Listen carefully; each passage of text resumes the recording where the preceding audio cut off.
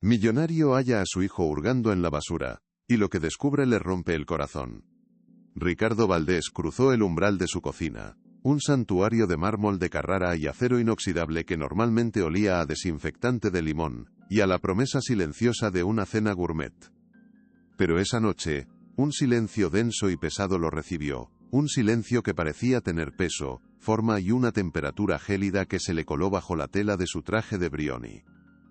Sus ojos, acostumbrados a escanear contratos multimillonarios y los planos de imponentes rascacielos, tardaron un segundo en ajustarse a la penumbra que reinaba en el vasto espacio, apenas iluminado por la luz piloto del horno.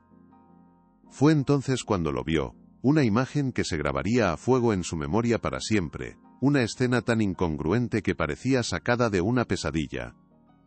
Una pequeña figura arrodillada junto al reluciente cubo de basura metálico, que brillaba siniestramente bajo la solitaria luz del extractor de humos. Su hijo, Lecois, de apenas 6 años, con su pijama de seda azul completamente arrugado, hundía sus manitas entre los restos orgánicos del día. El sonido de un sollozo ahogado, casi imperceptible, llegó a sus oídos como el estallido de un trueno, un sonido que no pertenecía a ese mundo de opulencia estéril. Su heredero, el futuro del Imperio Valdés, estaba buscando comida entre cáscaras de plátano y envases de yogur vacíos. El corazón de Ricardo, un órgano que él creía endurecido por años de negociaciones implacables, se contrajo con una violencia que le robó el aliento. «Leo, ¿qué estás haciendo?», susurró Ricardo, su voz ronca escapando de una garganta apretada por la incredulidad y un horror naciente. El niño se giró bruscamente, sus grandes ojos marrones inundados de lágrimas, y un pánico tan profundo, que a Ricardo le pareció ver el abismo en ellos. Se encogió sobre sí mismo, como un animalito asustado acorralado por un depredador, esperando el grito que sabía que vendría. Su labio inferior temblaba sin control, mientras intentaba esconder sus manos sucias detrás de la espalda. Un gesto de vergüenza infantil que partió en dos el alma de su padre. «No me castigues, papá, por favor, solo tengo hambre», suplicó con un hilo de voz. Una frase que resonó en la gigantesca y vacía cocina con la fuerza de una sentencia de muerte. Para Ricardo, esas palabras fueron un espejo que le devolvía el reflejo de un monstruo. Había construido un castillo de oro para su hijo, pero lo había dejado morir de inanición en su interior. Miró las manos del niño, manchadas con restos de comida, y luego las suyas, impecables y cuidadas. La culpa lo golpeó con la fuerza de un tsunami, arrastrándolo a un océano de remordimiento. ¿Cómo permití que esto sucediera? ¿En qué momento me desconecté tanto?, pensó, el pánico real apoderándose de él por primera vez en su vida. No era el pánico de un mal negocio, era el pánico de un alma perdida. La opulencia a su alrededor de repente se sintió como un insulto, una burla cruel a su fracaso como ser humano. Si te gusta este tipo de contenido, no te olvides de suscribirte a nuestro canal. Publicamos videos todos los días, y dale like al video si te gusta esta historia, y déjanos en los comentarios contándonos de dónde eres, y a qué hora nos escuchas. Ricardo se acercó lentamente, con pasos de plomo, temiendo asustar aún más a su hijo. Cada paso resonaba en el mármol como un martillazo en el ataúd de su antigua vida. Se arrodilló, un gesto que no recordaba haber hecho nunca, una genuflexión ante su propio y colosal fracaso, y apartó a Leo del cubo de basura con una delicadeza que lo sorprendió a sí mismo. Sintió la fragilidad de los hombros del niño bajo sus manos, la delgadez de sus brazos huesudos. No era el niño robusto y sonriente de las fotografías que su asistente preparaba para las redes sociales, la imagen pública de una familia perfecta. Este era un niño real, frágil, asustado y terriblemente hambriento. Un torbellino de emociones licuaz, sacudió. Ira contra sí mismo. Una vergüenza paralizante y una tristeza tan desoladora que amenazaba con ahogarlo. Su primera reacción, la de un hombre acostumbrado a encontrar culpables, fue buscar a quien responsabilizar. «No puedo ser yo», pensó con una desesperación infantil. «Yo soy el proveedor. Yo pago las facturas. La culpa tiene que ser de alguien más, de la encargada de la casa». Con una furia que crecía para enmascarar su propio fracaso, gritó un nombre en el silencio sepulcral de la casa. Un nombre que hasta ese instante había sido sinónimo de orden y discreción. «Marta». El grito resonó contra el mármol, un sonido feo y desesperado en la quietud de la noche, ¿Pero qué esperaba encontrar con esa llamada? Marta apareció en la puerta de la cocina casi al instante, como si hubiera estado esperando la llamada con el corazón en un puño. Llevaba su uniforme gris impecable, pero su rostro, normalmente sereno, estaba pálido y tenso.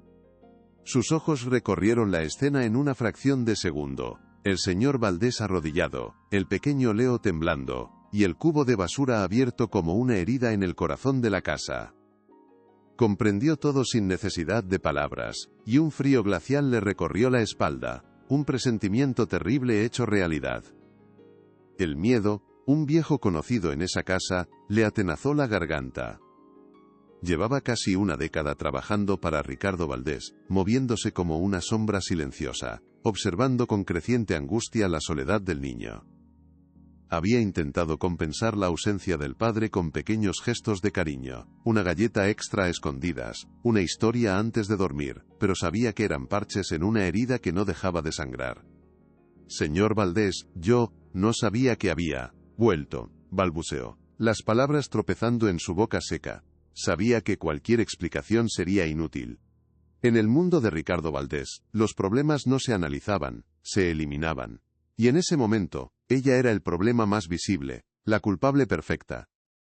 Algo estaba a punto de romperse, y sentía que iba a ser ella. Ricardo se puso en pie, su imponente figura proyectando una larga sombra amenazante que pareció engullir la cocina entera. Su rostro era una máscara de furia controlada, la clase de ira fría que utilizaba para destruir a sus rivales en las salas de juntas, una ira que no gritaba sino que susurraba sentencias.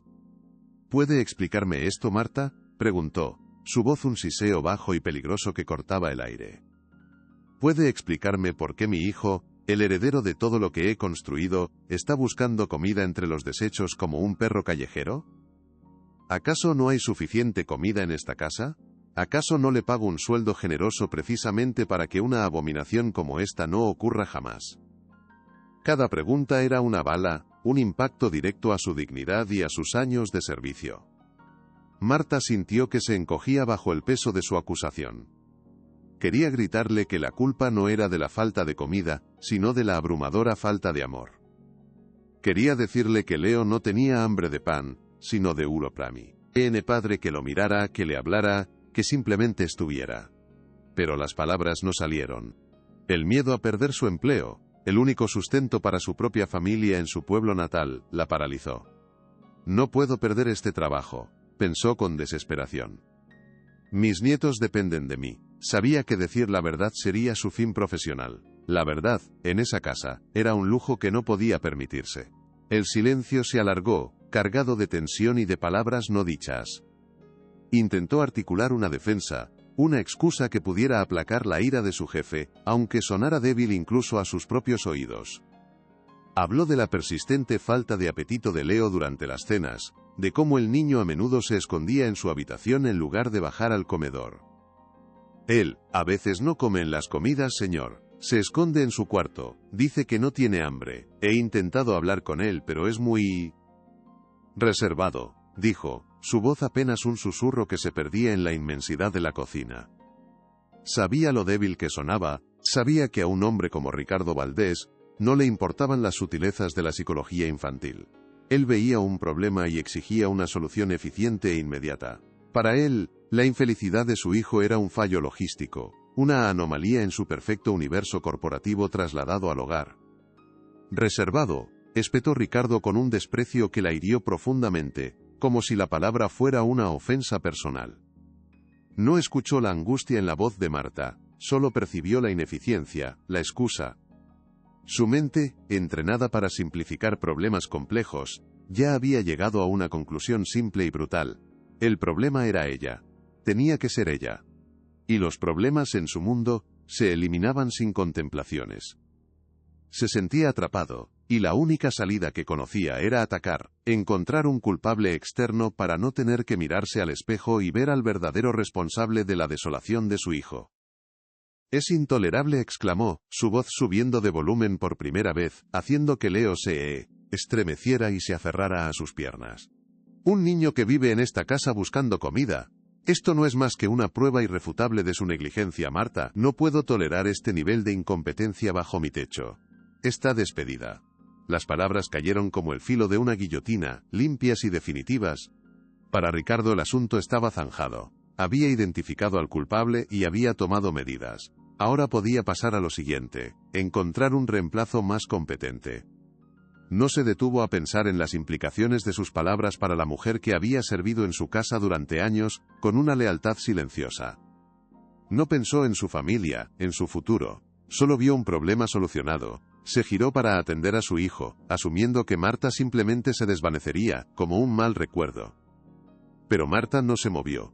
El shock inicial dio paso a una oleada de desesperación y un extraño coraje nacido de la más profunda injusticia. Despedida, pensó, la palabra era un eco terrible en su mente. Significa la ruina para mi familia. Volver a mi pueblo derrotada, no puedo permitirlo.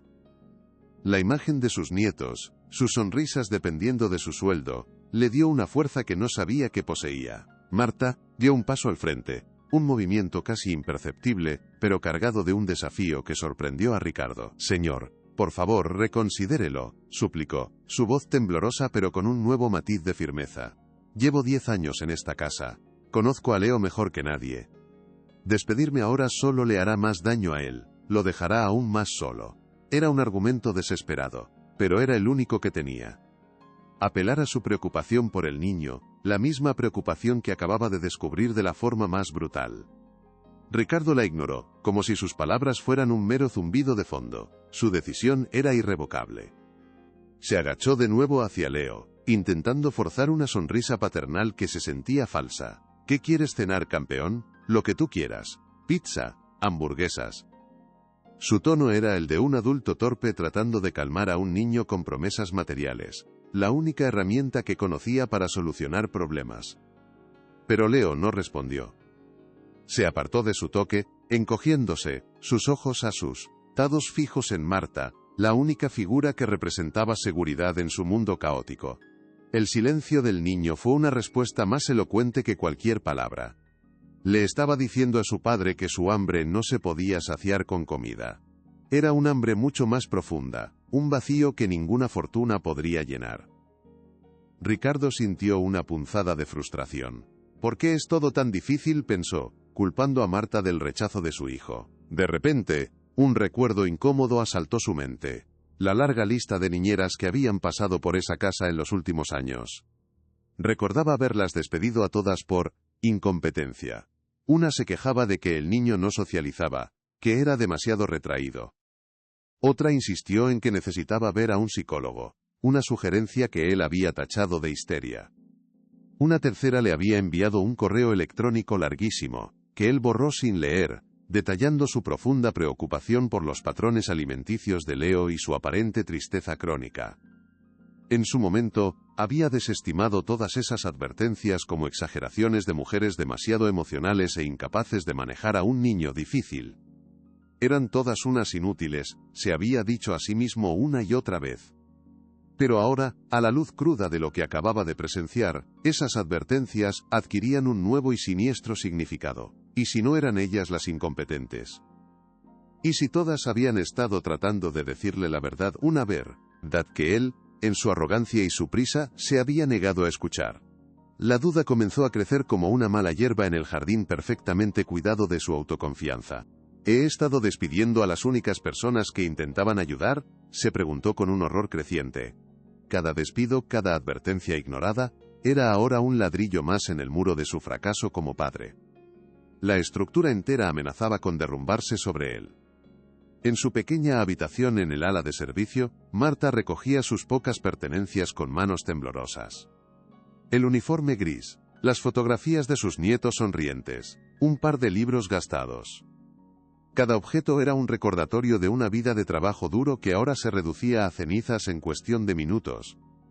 Las lágrimas corrían por sus mejillas sin que pudiera detenerlas. No lloraba solo por la pérdida de su trabajo, aunque eso ya era una catástrofe para su familia. Lloraba por la injusticia, por la impotencia de no haber podido proteger al niño. Pero su mayor angustia era por Leo. ¿Quién lo cuidará ahora? ¿Quién se dará cuenta si no cena? ¿Quién le arropará por la noche y le dirá que todo irá bien? La idea de dejarlo solo en manos de un padre ciego a su sufrimiento era un tormento insoportable. Pensó en su familia, en la llamada que tendría que hacer para contarles que había fallado, que el dinero que enviaba religiosamente cada mes ya no llegaría. La vergüenza era un sabor amargo en su boca. Se sentía atrapada entre dos mundos, el de su propia familia que dependía de ella, y el de este niño solitario al que había llegado a amar como a un nieto. ¿Cómo podía elegir? ¿Cómo podía abandonar a uno sin traicionar al otro? La pregunta no tenía respuesta, solo un dolor sordo y profundo que le oprimía el pecho. Mientras doblaba con cuidado su delantal, algo cayó de uno de los bolsillos. Era una hoja de papel, doblada varias veces hasta convertirse en un pequeño cuadrado. Marta la recogió y la desdobló con cuidado, sus dedos reconociendo la textura del papel de dibujo. Era un dibujo que Leo le había regalado hacía unas semanas. Lo había hecho con lápices de colores, con la torpeza propia de un niño de 6 años. En el papel se veía una figura de palo, pequeña y terriblemente solitaria, que representaba al propio Leo. A su lado, sobre una mesa enorme y desproporcionada, había un plato. Un plato completamente vacío. No había comida, no había otros personajes. No había un sol sonriente en la esquina como en los dibujos de otros niños. Solo el niño, la mesa y el plato vacío. En el momento en que lo recibió, Marta sintió un escalofrío, pero lo atribuyó a la imaginación infantil, a un juego. Ahora, al mirarlo de nuevo, el significado de esa simple y desoladora imagen la golpeó con una fuerza devastadora. No era un garabato. Era un grito de auxilio silencioso. Era el retrato más honesto y cruel de la vida de Leo en esa casa. Una existencia de carencia en medio de la abundancia. Dios mío. Me lo estaba diciendo todo el tiempo y no quise verlo, pensó, la culpa añadiéndose a su desesperación y a su miedo. Marta sostuvo la frágil hoja de papel, como si fuera la prueba de un crimen, el cuerpo del delito de una negligencia invisible. Su corazón latía con una fuerza desbocada, un tambor de guerra contra la injusticia. Esto era mucho más que una simple imagen. Era la voz de Leo, su testimonio mudo, su mensaje en una botella lanzado desde la isla de su soledad. Lo había guardado como un secreto doloroso que no se atrevía a compartir con nadie, ni siquiera con las otras empleadas. Sentía que era una traición a la confianza del niño mostrarlo, pero se dio cuenta de que una traición mayor sería irse y no hacer nada, dejarlo abandonado a su suerte en manos de un hombre que no lo veía. Podía marcharse en silencio, aceptar su destino, y dejar que Leo continuara su vida de invisible desesperación. O podía arriesgarlo todo. Podía enfrentarse a Ricardo Valdés una última vez, no para suplicar por su trabajo, sino para exigirle que viera la verdad. Podía ser humillada, incluso acusada de algo peor, como chantaje. Pero también podía, quizás, solo quizás, abrirle los ojos. La decisión se formó en su mente, sólida y clara como el cristal. No podía irse así. Le debía a Leo luchar por él, aunque fuera la última cosa que hiciera en esa casa. Ya no tengo nada que perder, pensó, y en esa constatación encontró una libertad y un coraje que la sorprendieron a sí misma. El miedo a ser despedida ya era una realidad, así que ¿qué más podía pasar? Apretando el papel en su mano como un talismán, salió de su habitación y caminó con paso firme por los pasillos silenciosos de la mansión. Cada retrato de antepasados con miradas severas parecía juzgarla por su audacia, por atreverse a desafiar al señor de la casa. Encontró a Ricardo en el gran salón, de espaldas, hablando por teléfono. Su voz era tranquila y autoritaria, la voz del hombre que controlaba el mundo. No, Isabel, no es nada grave, decía. Solo un berrinche infantil, nada de qué preocuparse. Ya me he encargado del problema del personal. Asegúrate de que la nueva niñera llegue mañana. Quiero a la mejor, no me importa el precio. Marta escuchó con una mezcla de incredulidad y rabia cómo reducía la angustia de su hijo a un berrinche y su propio despido a un problema de personal. La frialdad con la que manejaba las emociones humanas como si fueran transacciones comerciales la enfureció y reforzó su resolución. No iba a permitir que borrara la horrible verdad de esa noche con tanta facilidad. Esperó a que terminara la llamada, su corazón martilleando un ritmo de miedo y desafío, preparándose para la batalla final. Berrinche, pensó con una rabia fría. Él no tiene ni idea del dolor que siente su hijo. Alguien tiene que hacérselo ver, aunque duela. Y sabía que esa alguien tenía que ser ella. Cuando Ricardo colgó, se giró y la vio. Su expresión se endureció al instante, una cortina de hielo cayendo sobre sus facciones. ¿Todavía está aquí, Marta? Creí haber sido claro. Le dije que se fuera. Su voz era un témpano de hielo, diseñada para congelar cualquier réplica. No estaba acostumbrado a que desobedecieran sus órdenes directas.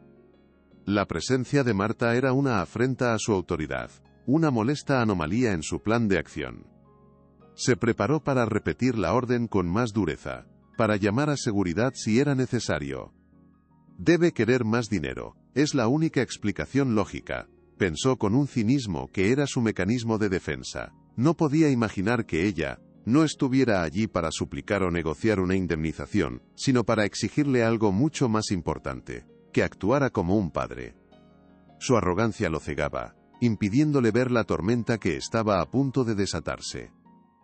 Esta mujer no entiende cuándo ha perdido, se dijo a sí mismo, preparándose para aplastar su último y patético intento de resistencia. No se daba cuenta de que ella ya no luchaba por un trabajo sino por el alma de un niño, y esa era una batalla que él no estaba preparado para enfrentar. El poder del dinero contra el poder del amor, ¿quién ganaría?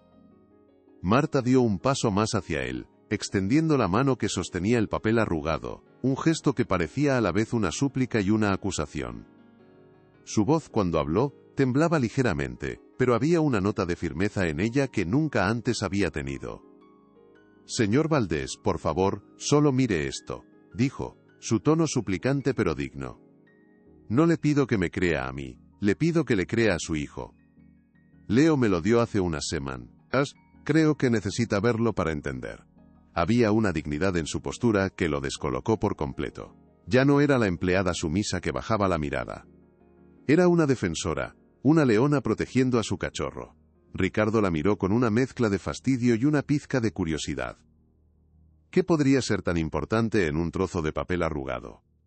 A pesar de su irritación, algo en la intensidad de la mirada de Marta lo detuvo. Algo le impidió simplemente ignorarla y echarla. Con un gesto brusco, le arrebató el papel de la mano, listo para desestimarlo y terminar con esa farsa de una vez por todas. ¿Un garabato? ¿De verdad cree que un garabato infantil va a hacerme cambiar de opinión?, pensó con desprecio. Pero al desdoblarlo, algo en la quietud de la sala cambió, como si el aire se hubiera vuelto más denso y difícil de respirar. Ricardo lo tomó, su intención era echarle un vistazo rápido, arrugarlo y tirarlo a la chimenea apagada. Lo desdobló con impaciencia, casi con violencia. Pero en el momento en que sus ojos se posaron en la imagen, el mundo a su alrededor pareció detenerse. Vio la figura de palo, tan pequeña y perdida. Vio la mesa desproporcionadamente grande, un símbolo inconsciente de la opulencia que lo ahogaba. Y vio el plato. El plato desoladoramente vacío. La simpleza de la imagen era lo que la hacía tan brutalmente eficaz. No había lugar a interpretaciones, a excusas, a justificaciones. Era un mensaje claro, directo desde el corazón roto de un niño. El aire se escapó de sus pulmones como si le hubieran dado un puñetazo en el estómago. El papel tembló en su mano, todos sus logros, sus edificios, sus millones, su poder. Todo se desvaneció frente a esa imagen. Solo quedaba el dolor puro y desnudo de su hijo, un dolor que él mismo había causado con su negligencia. Era una verdad tan terrible, que no había defensa posible contra ella. ¿Esto es lo que él ve? ¿Así es como se siente en su propia casa?, se preguntó, el horror comenzando a filtrarse por las grietas de su negación, inundando su alma. Un silencio pesado llenó el enorme salón. Un silencio que parecía tener más peso que todos los muebles de caoba. Ricardo seguía mirando el papel, incapaz de apartar la vista, como si estuviera hipnotizado por el abismo que se abría ante él. Cada trazo torpe del lápiz de su hijo era una acusación directa, más potente que cualquier demanda judicial. Podía oír el eco fantasmal de las palabras de las niñeras despedidas, las advertencias de su exmujer durante su amargo divorcio, las súplicas silenciosas en la mirada de Marta. Todas las voces que había silenciado ahora gritaban al unísono en su cabeza, Un coro de verdades ignoradas. ¿Cómo he podido ser tan ciego?, se preguntó, una pregunta retórica que solo tenía el amargo sabor del arrepentimiento.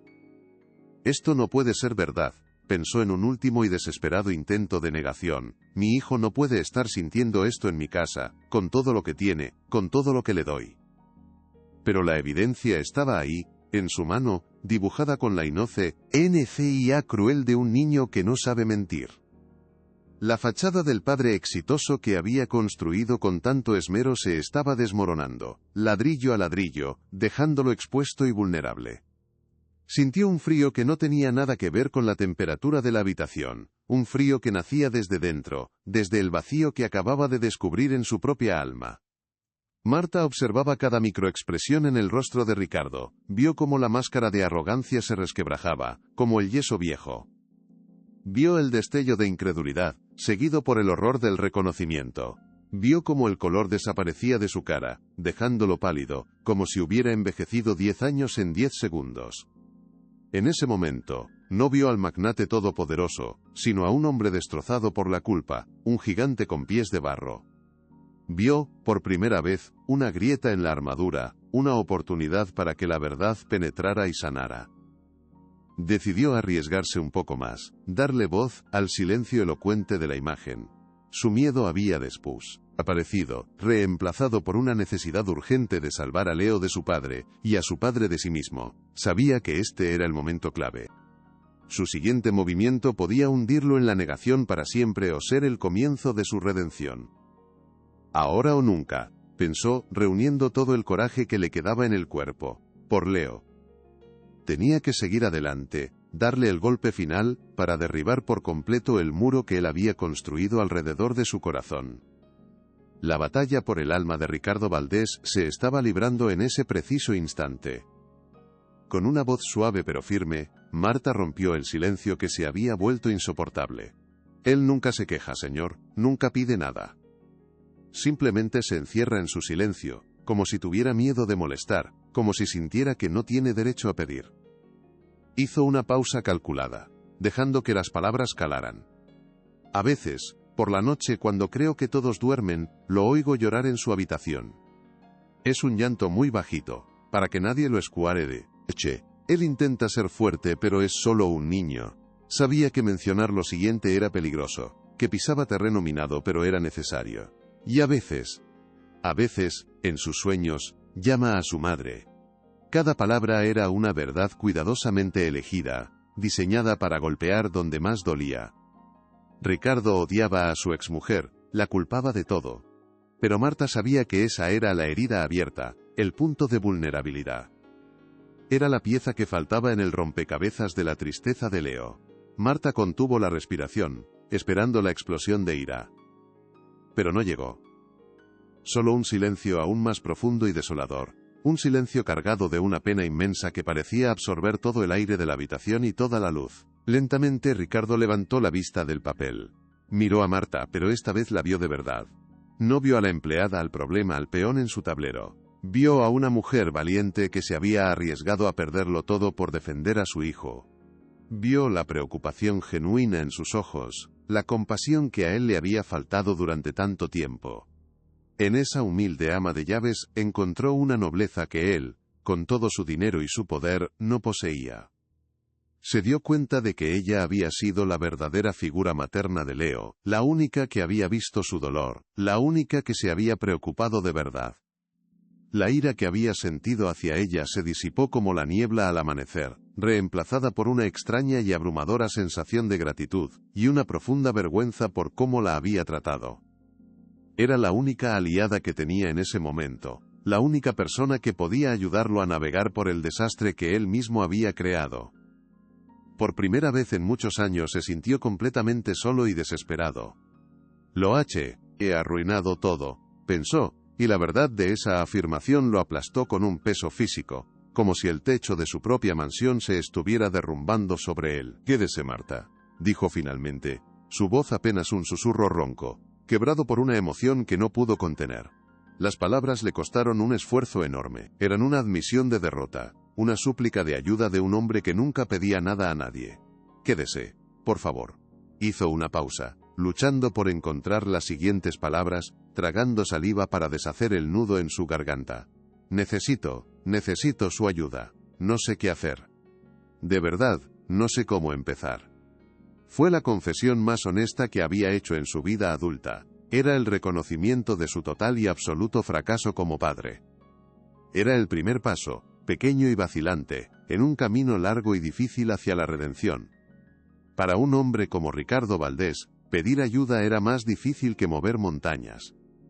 Pero en ese momento, aplastado por el peso de la culpa, se sentía más pequeño e indefenso que su propio hijo.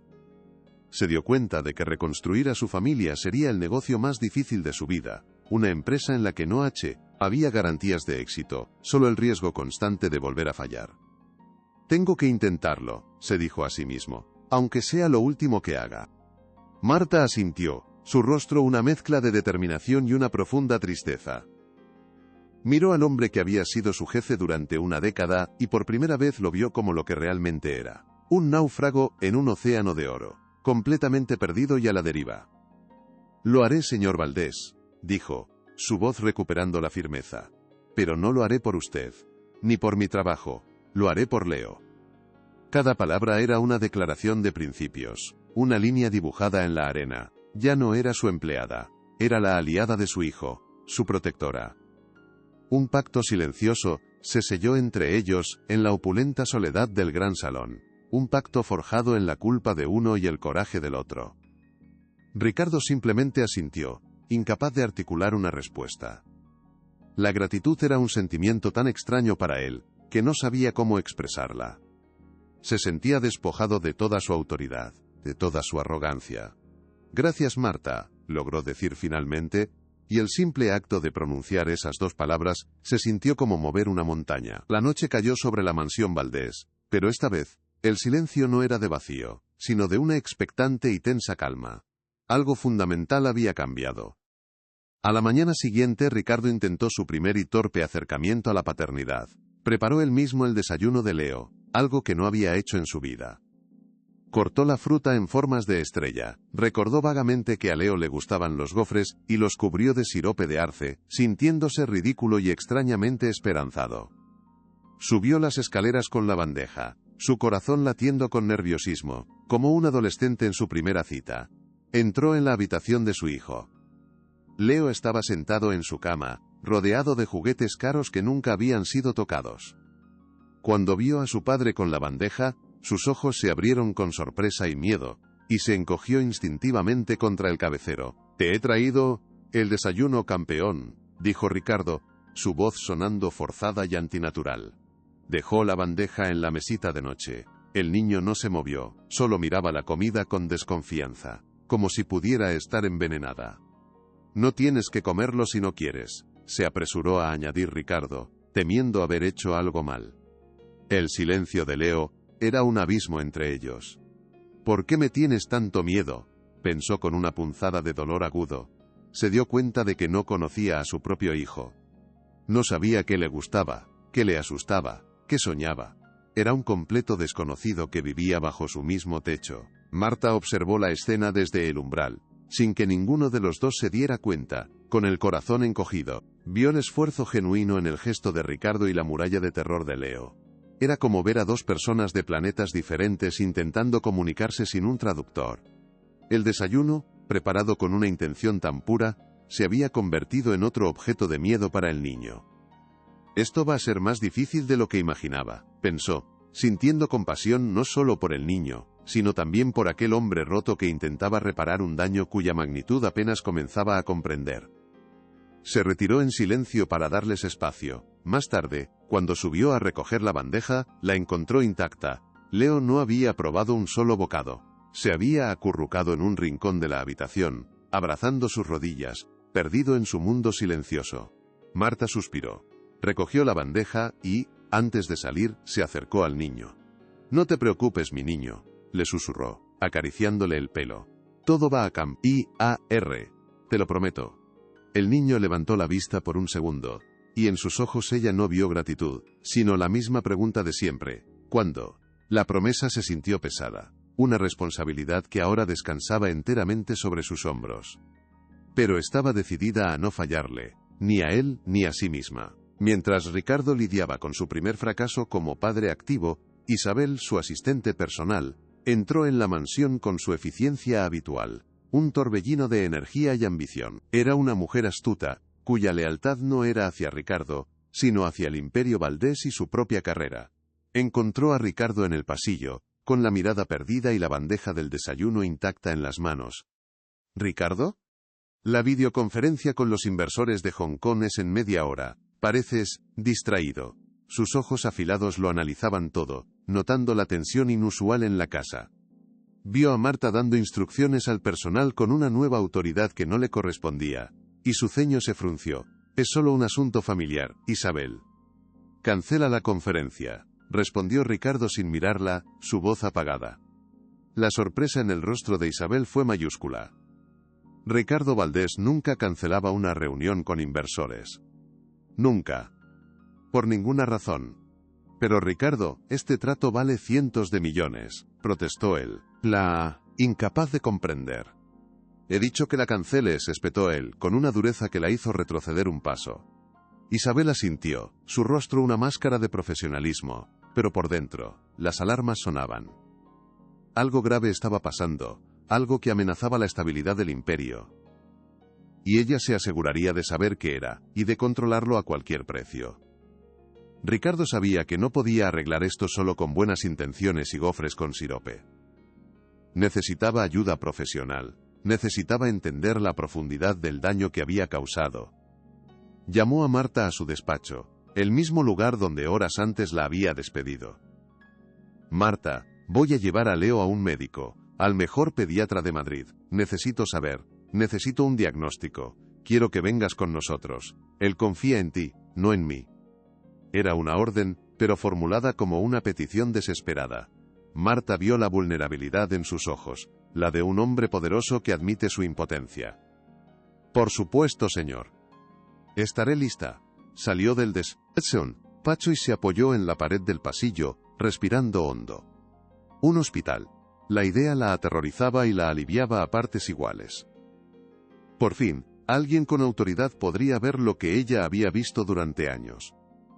Por fin, el sufrimiento de Leo tendría un nombre, un diagnóstico que Ricardo no podría ignorar ni desestimar.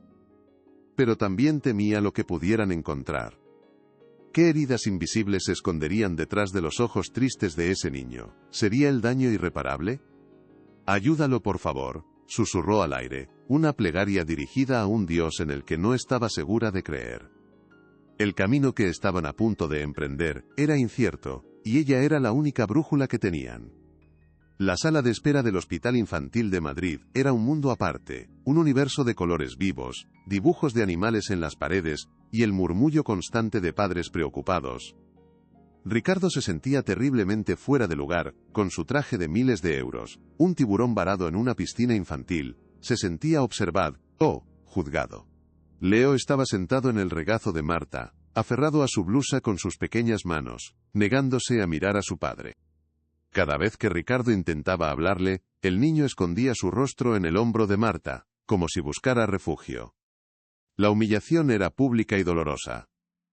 Las otras madres lo miraban con una mezcla de curiosidad y juicio. Podía oír sus susurros. ¿Has visto? Es Ricardo Valdés, el magnate. Parece que ni su propio hijo lo quiere cerca. Los comentarios eran como agujas clavándose en su ego herido. Él, acostumbrado a la admiración y al respeto temeroso, ahora era objeto de lástima y desdén. No puedo creer que esté pasando por esto, pensó, una oleada de ira impotente recorriéndole. Quería gritarles, pero la mirada asustada de Leo lo detuvo. Se dio cuenta de que su ira no solucionaría nada. Tuvo que tragarse su orgullo, sentarse en silencio y esperar, sintiéndose tan impotente como el más humilde de los hombres en esa sala de espera. La doctora Ramírez era una mujer de unos 50 años, con una mirada amable pero penetrante, de esas que parecen ver más allá de las palabras. Escuchó pacientemente a Ricardo, que intentaba explicar la situación con lenguaje corporativo, hablando de incidentes y problemas de comportamiento, como si estuviera presentando un informe de resultados. La doctora lo interrumpió con un gesto suave. Señor Valdés, permítame examinar al niño a solas con la señora Marta. Ricardo se sintió despedido, excluido de la ecuación.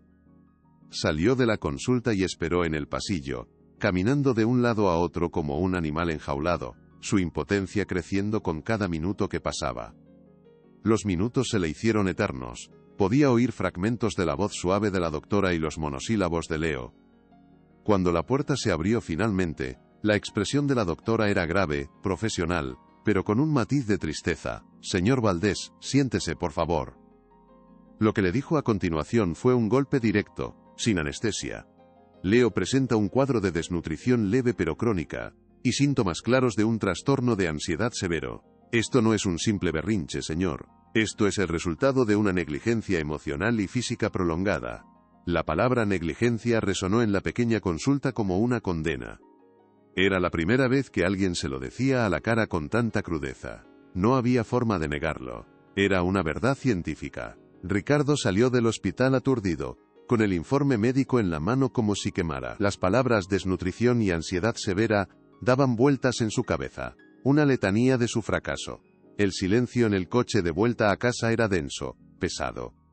Apenas cruzaron la puerta de la mansión, Isabel lo interceptó. Ricardo, el doctor Ferrer está en tu despacho. Ha venido en cuanto se ha enterado de la visita al hospital. Está furioso. El doctor Ferrer era el principal abogado de la familia. Un hombre implacable, cuya única misión era proteger la imagen y el patrimonio de la familia a cualquier precio. Ricardo entró en el despacho preparándose para la confrontación. Ferrer no se anduvo con rodeos. ¿Se puede saber en qué estabas pensando?, le espetó, su voz un látigo. Llevar al niño a un hospital público, crear un registro médico oficial. ¿Acaso has perdido el juicio? Un diagnóstico de negligencia es una bomba de relojería legal. Podría costarte la custodia, la reputación, todo el imperio. Ferrer representaba el viejo mundo de Ricardo, el mundo donde los problemas se ocultaban en la sombra, se enterraban bajo capas de dinero. La reprimenda fue brutal. ¿Es que no entiendes el riesgo?, pensó Ricardo, viendo la furia en los ojos del abogado, una furia que no era por Leo, sino por la marca Valdés, por el negocio. La reprimenda de Ferrer fue la primera mini humillación íntima, un ataque a su juicio y a su recién descubierta conciencia. Esto no es un problema de relaciones públicas, Ferrer. Es mi hijo, replicó Ricardo, su voz temblando de una rabia nacida de la culpa. Ferrer lo miró con condescendencia, como si estuviera tratando con un niño. Todo es un problema de relaciones públicas, Ricardo. Ya he hablado con el director del hospital. Haremos una donación generosa. El informe de Leo será revisado. Lo presentaremos como un niño con problemas de adaptación tras el divorcio. Es una narrativa manejable, limpia. La frialdad con la que Ferrer planeaba éxito, enterrar la verdad, revolvió el estómago de Ricardo. Se dio cuenta de que su propio abogado era ahora uno de sus mayores obstáculos. Ferrer no quería solucionar el problema de Leo, quería eliminarlo de los registros. No vas a enterrar esto, Ferrer. No esta vez, dijo Ricardo con una calma peligrosa que sorprendió al abogado. Una línea se había cruzado. La batalla ya no era solo por su hijo, sino contra el sistema que él mismo había creado para protegerse, un sistema que ahora amenazaba con devorar la verdad. Algo estaba a punto de romperse, y no era su determinación. Ricardo se sintió acorralado.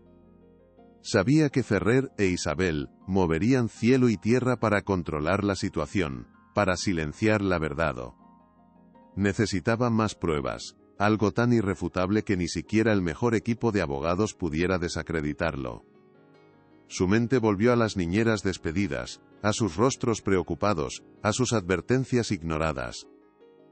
Todas intentaron decírmelo, pensó con amargura. Y yo las despedí a todas. Le pidió Marta que buscara en los archivos de la casa cualquier registro de las antiguas empleadas.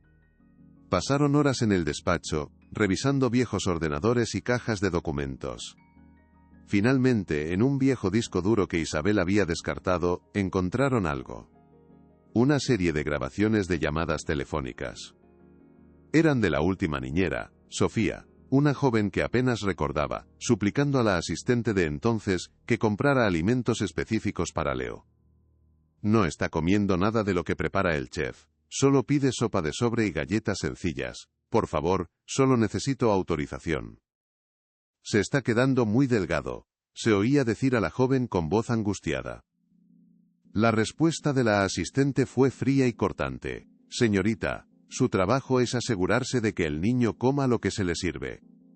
Si no puede manejarlo, quizás no es usted la persona adecuada.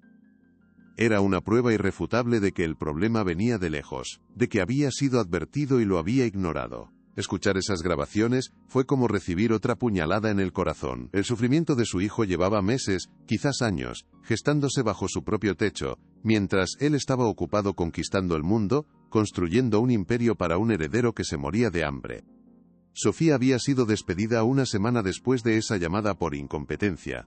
Ricardo sintió una oleada de vergüenza tan intensa que tuvo que sentarse, el aire le faltaba. Había destruido la carrera de una joven que solo intentaba ayudar a su hijo. Tengo que encontrarla, le dijo a Marta su voz ronca. Tengo que pedirle perdón.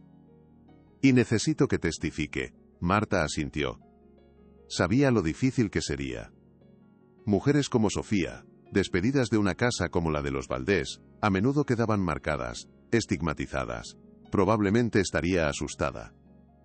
Mientras Ricardo se obsesionaba con encontrar a la niñera, Marta volvió a la habitación de Leo para ordenarla. El niño dormía, su respiración era tranquila por fin. Marta recogió la ropa, ordenó los juguetes, y, al alisar las sábanas encontró algo debajo de la almohada. Era un trozo de papel. El corazón le dio un vuelco. Sabía lo que era incluso antes de verlo. Lo había reconocido por el tacto, por el peso de la tristeza que emanaba de él. Era el mismo papel que le había enseñado a Ricardo. El dibujo del niño solo con el plato vacío. Leo debía haberlo recuperado de la papelera del despacho, donde Ricardo lo había dejado caer en su estado de shock.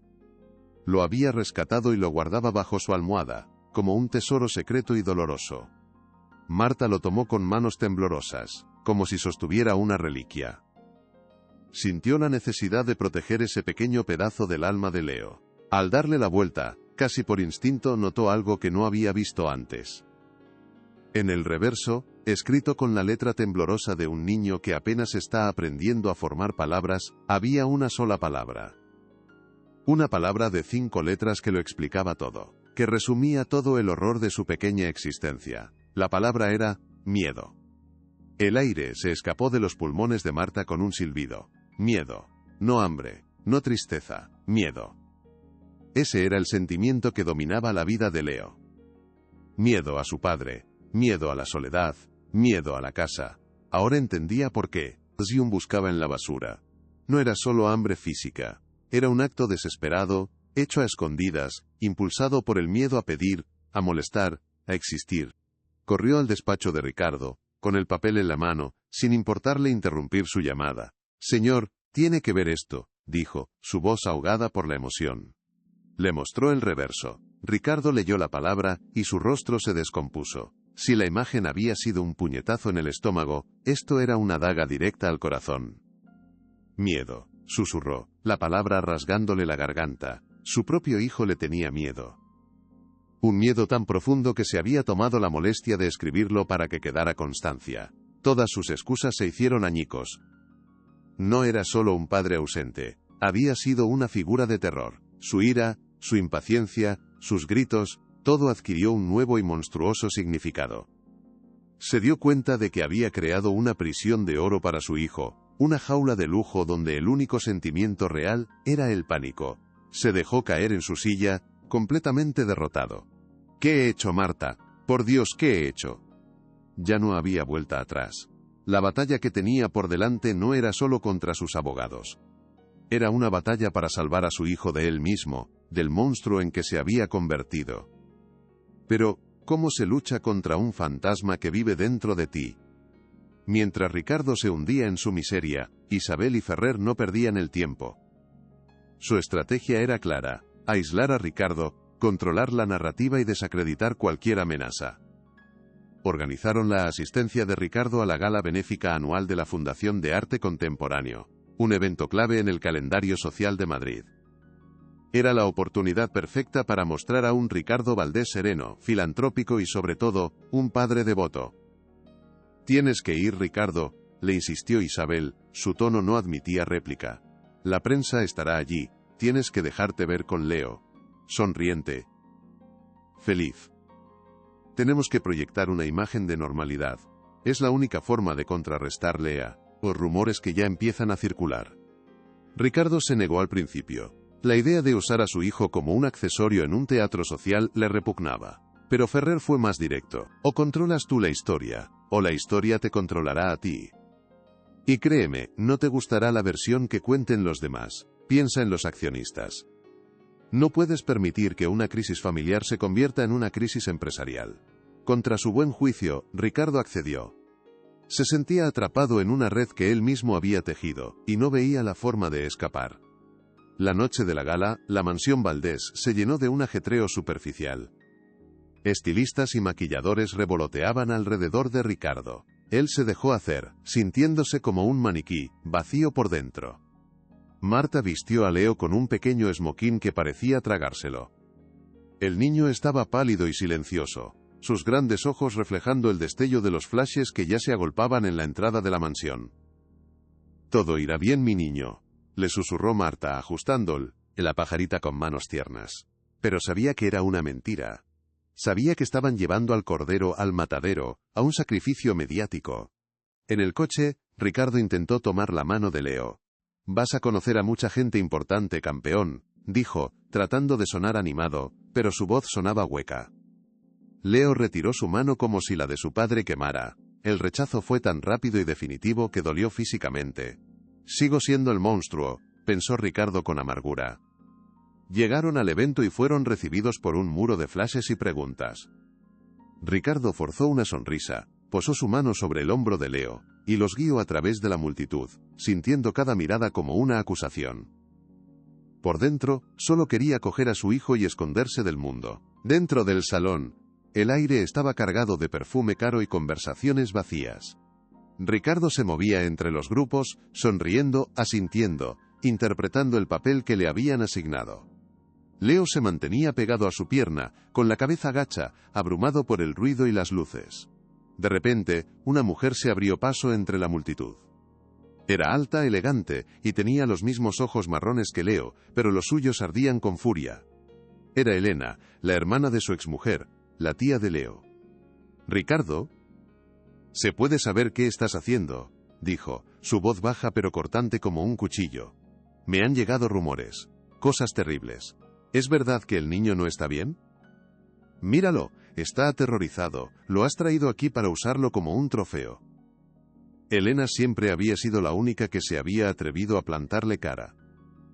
Él la había despreciado por ello. Pero ahora, viendo la genuina preocupación en su rostro, supo que ella tenía razón. Antes de que pudiera responder, sintió la mano de Ferrer en su codo.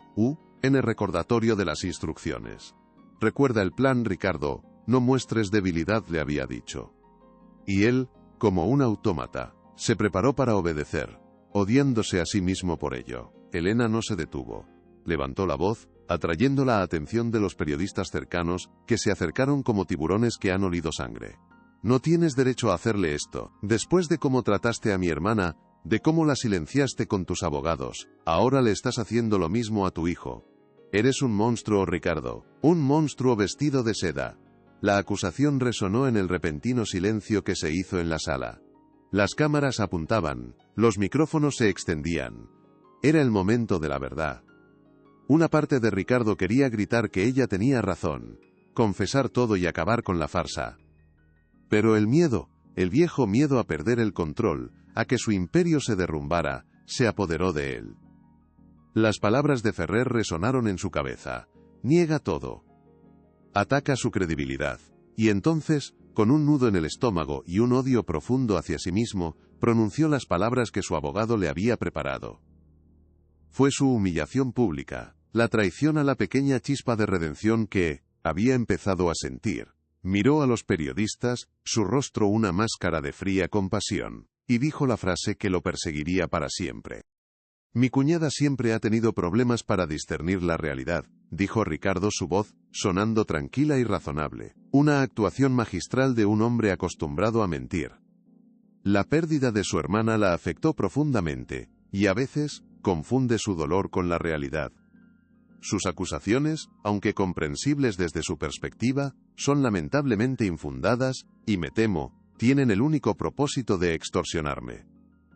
La mentira salió de su boca con una facilidad que lo asqueó. Vio cómo el rostro de Elena se contraía de dolor y rabia ante la humillación pública, ante la cruel manipulación de su duelo. Los periodistas tomaron nota, satisfechos. Tenían su titular. Ferrer le dio un apretón de aprobación en el hombro. Había ganado la batalla mediática. Pero mientras los guardias de seguridad escoltaban a una Elena que gritaba fuera del salón, Ricard, pesado, miró hacia abajo y vio la cara de su hijo. Leo lo miraba fijamente, y en sus ojos no había miedo. Por primera vez había algo más. Había decepción. Una profunda y demoledora decepción. En ese instante Ricardo supo que había perdido la guerra. Había salvado su imagen, pero había destrozado el frágil puente que apenas había comenzado a construir hacia el corazón de su hijo. Lo más fuerte está por venir. Quédate hasta el final. El resto de la noche fue una tortura borrosa. Ricardo se disculpó, alegando que el niño no se sentía bien, y se marchó bajo una lluvia de flashes. El viaje de vuelta fue en un silencio sepulcral, tan denso que casi se podía tocar. Leo se había acurrucado en el rincón más alejado del asiento, un pequeño bulto de miseria. Cuando llegaron, el niño salió corriendo del coche y subió a su habitación, cerrando la puerta con un portazo que resonó en toda la casa. Ricardo se quedó solo en el enorme vestíbulo, el eco rebotando en las paredes de mármol. Se sintió más solo que nunca. Había seguido el consejo de sus abogados, había protegido su imperio, pero el coste había sido su alma. La mirada de decepción de Leo estaba grabada a fuego en su mente. Era peor que el miedo. El miedo significaba que aún esperaba algo. La decepción significaba que se había rendido. He fallado, pensó, y la palabra se sintió definitiva, una losa sobre su tumba moral. Soy un cobarde. La humillación que le había infligido a Elena no era nada comparada con la que sentía ahora ante su propio fracaso moral. Se dio cuenta de que el camino del encubrimiento solo conducía a un abismo más profundo.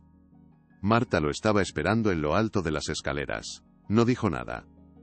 Su mirada lo decía todo. Era una mirada de profunda pena, no de acusación. Vio la noticia en una alerta en su teléfono, la trágica disputa familiar de los Valdés. Vio la foto de Ricardo, sereno, y la de Elena, rota y gritando. Comprendió lo que había sucedido. Lo he estropeado todo, Marta, dijo Ricardo, su voz rota. Ah, la del hombre que lo ha perdido todo. He hecho exactamente lo que me dijeron que hiciera y lo he perdido. Lo he perdido para siempre. Marta bajó lentamente las escaleras, cada paso medido. No lo ha perdido, señor. Todavía no. Pero ya no puede seguir escuchando a esos hombres. Solo se preocupan por su dinero. Usted tiene que empezar a preocuparse por el corazón de su hijo. Sus palabras eran sencillas, pero tenían el peso de una verdad inmutable. Ricardo la miró, a esa mujer que había despedido con tanta crueldad, y vio en ella la única brújula moral que le quedaba. ¿Qué hago ahora, Marta? Dime qué hago. Haré lo que sea. La pregunta era una rendición total. Era el fin de Ricardo Valdés, el magnate, y el posible comienzo de Ricardo Valdés, el padre. Marta lo pensó un momento. Su rostro serio. Primero, tiene que hablar con su cuñada. Pedirle perdón. La necesita de su lado. Ella quiere a Leo. Y usted necesitará a toda la gente que quiera a ese niño. Ricardo sintió. La idea de enfrentarse a Elena después de humillarla, le aterraba. Pero sabía que Marta tenía razón. Segundo. Continuó ella. Necesitamos encontrar a esa niñera, a Sofía. Su testimonio es crucial para demostrar que esto no es nuevo. Y tercero, tiene que estar preparado para luchar. El doctor Ferrer e Isabel no se rendirán fácilmente. Intentarán demostrar que usted es un padre inestable, que yo soy una empleada resentida. Usarán todo su poder para aplastarnos. La descripción era cruda, pero por primera vez no le infundió miedo sino claridad. Las líneas de batalla estaban trazadas. Sabía quiénes eran sus enemigos y quiénes sus aliados. Ya no estaba a la deriva. Tenía un plan, un propósito. Proteger a su hijo, sin importar el coste. Gracias, Marta, dijo, con una seriedad que sorprendió a ambos. Mañana por la mañana. Empezaremos. La decisión estaba tomada. La guerra por el alma de Leo acababa de comenzar. El día siguiente amaneció gris y lluvioso, como el estado de ánimo de Ricardo.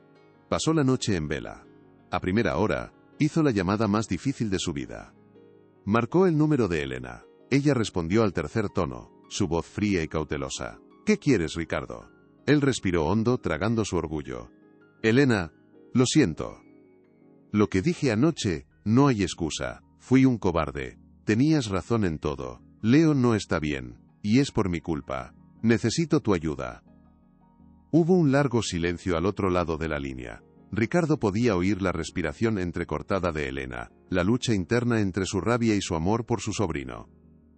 No sé si puedo creerte, Ricardo, dijo finalmente, su voz temblando. Me humillaste delante de todo el mundo, me hiciste parecer una loca. Lo sé, respondió él. Y me pasaré el resto de mi vida arrepintiéndome. Pero esto ya no se trata de nosotros, se trata de Leo. Te necesito, él te necesita. Hizo una pausa. Estoy asustado. Por primera vez en mi vida, no sé qué hacer, y me tomo. La gente en la que confiaba me está diciendo que haga cosas horribles.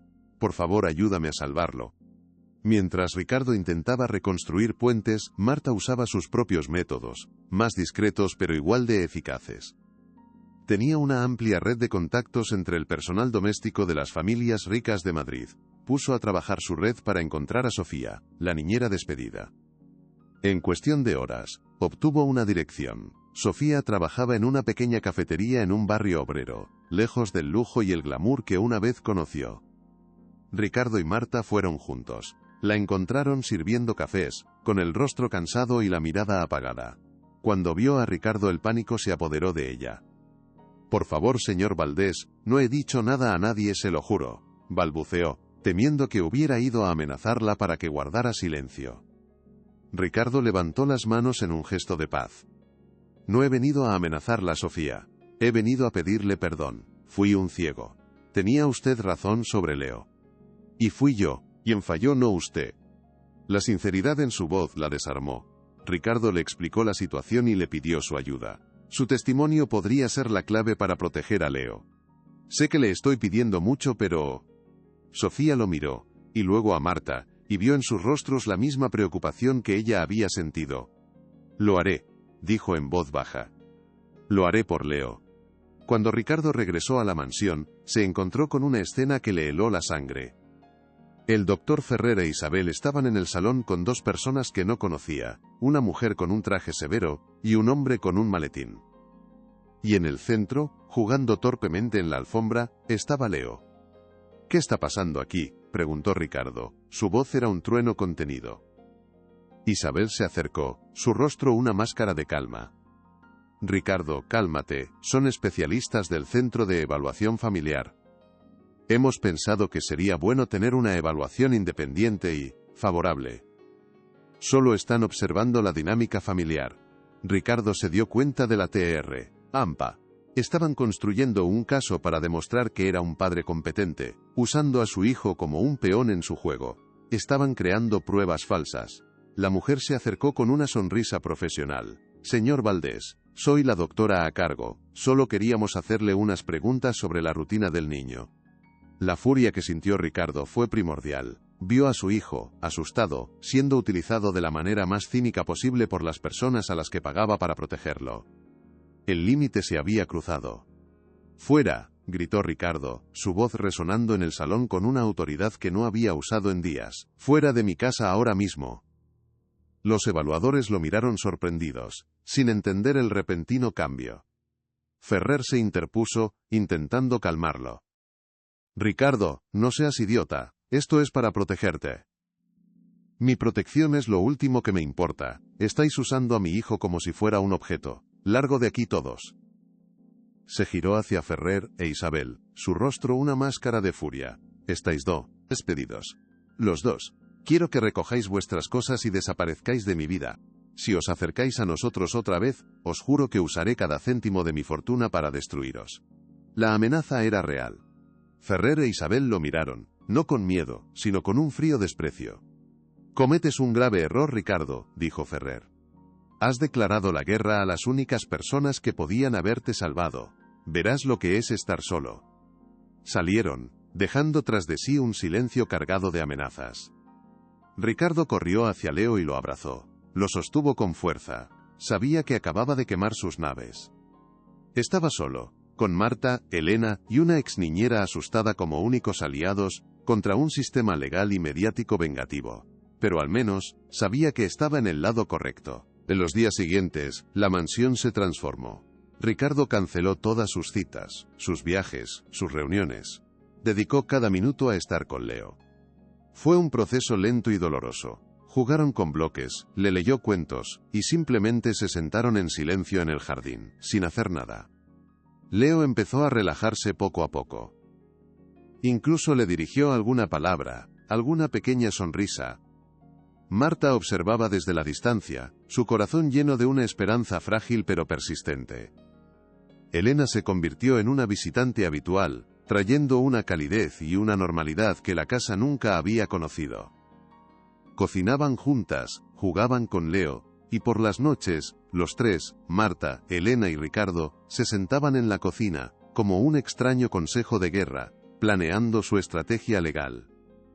Sabían que Ferrer no se quedaría de brazos cruzados. La primera carta llegó una semana después. Era una notificación oficial del Tribunal de Familia.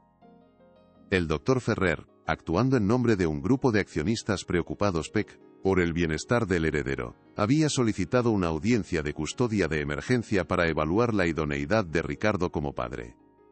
La trampa se había cerrado. Ferrer no solo quería ganar, quería humillarlo, arrebatarle a su hijo. La víspera de la audiencia, la tensión en la casa era palpable. Ricardo se sentía como un soldado antes de la batalla. Miraba a su hijo dormir, el rostro sereno del niño contrastando con el tumulto de su corazón. ¿Estaba haciendo lo correcto al exponerlo a todo esto? La duda lo asaltó, fría y paralizante. Bajó a la cocina y encontró a Marta sentada a la mesa rezando en silencio. «Tengo miedo, Marta», confesó en la penumbra. «Tengo miedo de fallarle otra vez». Marta se giró y lo miró con sus ojos sabios, llenos de una calma que lo ancló. «El miedo es bueno, señor. Significa que le importa. Mañana, no luche como un magnate, luche como un padre, hable desde el corazón, diga la verdad. Es la única arma que ellos no tienen». Sus palabras lo calmaron. La verdad. Era simple y aterradoramente complicado. Se dio cuenta de que durante toda su vida, había construido muros de mentiras y medias verdades para protegerse. Mañana tendría que derribarlos todos, frente al mundo entero. No sabía si tendrá, y con acento agudo a la fuerza. Pero sabía que tenía que intentarlo. Por Leo. Todo era por Leo. Ricardo revisó una vez más la pequeña caja de pruebas que habían preparado con su nuevo y modesto abogado. El informe médico original, las grabaciones de la llamada de Sofía, y el frágil trozo de papel, ahora protegido en una funda de plástico, con el retrato del plato vacío por un lado y la palabra «miedo» por el otro. Eran armas frágiles contra el arsenal de artimañas legales que Ferrer desplegaría. Pero eran la verdad. Mientras sostenía el papel en su mano, una idea empezó a formarse en su mente. Un plan arriesgado, que podría salir terriblemente mal. Pero también podría ser la única forma de llegar no solo al juez, sino al corazón de todos los presentes. Era una apuesta total. Miró a Marta. «Mañana, cuando testifiques, quiero que hables solo de lo que has visto, de la soledad del niño. No ataques a nadie». Marta asintió. «Y cuando yo hable», continuó Ricardo, «voy a contarles una historia. La historia de un hombre ciego que empezó a ver». El miedo no había desaparecido, pero ahora estaba mezclado con una resolución de acero. Ya no luchaba por su reputación, luchaba por su redención. Y sabía que solo se podía encontrar en la más absoluta y dolorosa honestidad. El despacho de Ricardo, antes un símbolo de poder y negocios implacables, se había convertido en el cuartel general de una pequeña resistencia. Elena había traído cajas de documentos del divorcio, buscando cualquier prueba de las anteriores advertencias sobre la salud de Leo. Encontraron correos electrónicos de los abogados de su exmujer suplicando una evaluación psicológica para el niño, peticiones que Ferrer había desestimado como tácticas de negociación para sacar más dinero. Cada hallazgo era otra capa de culpa para Ricardo, pero también otra pieza de munición para su defensa. Él sabía. Ferrer lo sabía todo desde el principio, dijo Elena con una rabia contenida. No solo te ayudó a ignorarlo, activamente lo encubrió para proteger sus propios intereses. Ricardo se dio cuenta de la profundidad de la traición. Ferrer no solo había sido su abogado, había sido el arquitecto de la negligencia, el que le había dado las herramientas y las justificaciones para mirar hacia otro lado. La batalla legal no era solo por la custodia de Leo, sino por desenmascarar a un sistema corrupto que priorizaba la imagen sobre la humanidad. La magnitud de lo que estaban a punto de hacer lo abrumaba. No se enfrentaban solo a un hombre, sino a una mentalidad que él mismo había ayudado a crear y a perpetuar. Mientras tanto, en una lujosa oficina del centro de Madrid, el doctor Ferrer e Isabel preparaban su estrategia. No tenían intención de jugar limpio.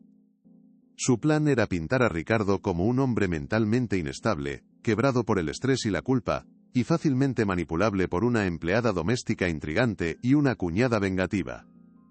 Ya habían contactado a psicólogos amigos para que testificaran sobre su supuesta inestabilidad emocional. Habían preparado un dossier sobre Marta, buscando trapos sucios aunque no encontraron ninguno. Presentaremos a Ricardo como una víctima, explicó Ferrer a Isabel con una sonrisa gélida. Un padre bien intencionado pero abrumado. Nosotros, como protectores responsables del patrimonio, solo buscamos salvaguardar el futuro del niño. El juez nos dará la custodia temporal. Isabel asintió, su rostro impasible, no sentía remordimiento. Para ella, era una simple cuestión de negocios. Una limpieza necesaria para asegurar la continuidad del imperio, y su propio ascenso. La crueldad de su plan era metódica y fría, no sabían que Ricardo ya no jugaba a su juego. Se preparaban para una partida de ajedrez, sin saber que su oponente había decidido patear el tablero. La noche antes de la audiencia, Leo tuvo una pesadilla. Ricardo se despertó con sus gritos y corrió a su habitación. Lo encontró sentado en la cama, temblando, con los ojos llenos de terror. «Papá, soñé que te ibas», susurró el niño. «Soñé que me dejabas solo otra vez». Ricardo lo abrazó con una fuerza desesperada, sintiendo el pequeño cuerpo temblar contra el suyo. «No me voy a ir a ninguna parte, campeón. Te lo prometo. Nunca más te voy a dejar solo». Se quedó con él hasta que se volvió a dormir, su pequeña mano agarrando con fuerza un dedo de su padre. En la quietud de la noche, Ricardo tomó su decisión final. Ganar la custodia ya no era el objetivo principal. El verdadero objetivo era merecerla. Y para eso, tenía que destruir la imagen pública que tanto se había esforzado en construir. Tenía que admitir la verdad, toda la verdad, sin importar las consecuencias. Tenía que mostrarle a su hijo, y al mundo, que el hombre que había sido estaba muerto. Y que un nuevo hombre, un padre, estaba naciendo de sus cenizas. Sería el discurso más importante de su vida, la única negociación que de verdad importaba. La mañana de la audiencia llegó con una claridad fría y otoñal. Ricardo se vistió con un traje oscuro y sencillo. Quería parecer un padre, no un magnate. Bajó a desayunar, y encontró a Marta, Elena y Leo sentados a la mesa de la cocina. Por primera vez, parecían una familia. Una familia extraña y rota, pero una familia al fin. Marta le sirvió un café. Elena le dio un apretón tranquilizador en el hombro. Leo se acercó y, para sorpresa de todos, le dio un abrazo torpe y rápido. «No tengas miedo, papá», dijo el niño, repitiendo las palabras que su padre le había dicho a él tantas veces en la oscuridad. Ricardo sintió que se le formaba un nudo en la garganta. Ese pequeño gesto le dio más fuerza que todos los ejércitos. «No lo tengo, campeón», respondió, su voz ronca. «Gracias a ti». Salieron y se encontraron con un enjambre de periodistas. Pero esta vez, Ricardo no forzó una sonrisa. Simplemente protegió a Leo de los flashes, lo guió hasta el coche y miró al frente, con una expresión de cal, más sombría. El circo mediático ya no le importaba, solo había un público al que quería impresionar, y estaba sentado a su lado. El verdadero juicio sería en la mirada de su hijo.